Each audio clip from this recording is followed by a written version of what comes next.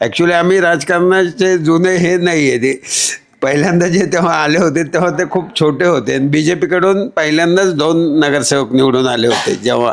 ही माझ्या मते 95ची गोष्ट आहे.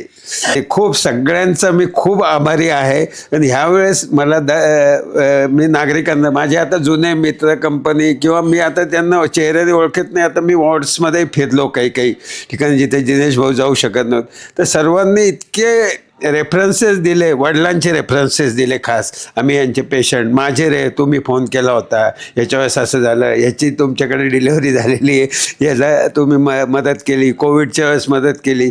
आणि दिनेश भाऊ यांचं तर आहेच. तसं दिनेश भाऊचा मोठा मुलगा विश्वराज ह्यांनी खूप चांगलं मॅनेजमेंट केलं ह्या इलेक्शनमध्ये. मागच्या इलेक्शनमध्ये होतं, नवीन आहे, अनुभव मिळत जातो तसं. आणि कोविडच्या वेळेस तर त्यांनी इतक्या डॉक्टरांपेक्षा जास्त विजिट ह्या दोघांच्या असायच्या.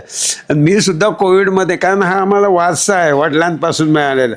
म्हणजे मी तर नेहमी म्हणतो की वडिलांच्या आम्ही 10% सुद्धा नाही आहे, इतकी वडिलांनी सेवा केलेली लोकांची. तर तसं प्रत्येक त्याचं लोक जाण ठेवता हे लक्षात येतं, विसरत नाही. त्यांनी पूर्ण इतक्या मोठ्या मताधिक्याने जिंकून आपल्याला, माझं म्हणजे पूर्ण त्यांनी आजपर्यंत दिलेल्या प्रेमाने याने पूर्ण त्यांना नतमस्तक आहे त्यांच्या पुढे.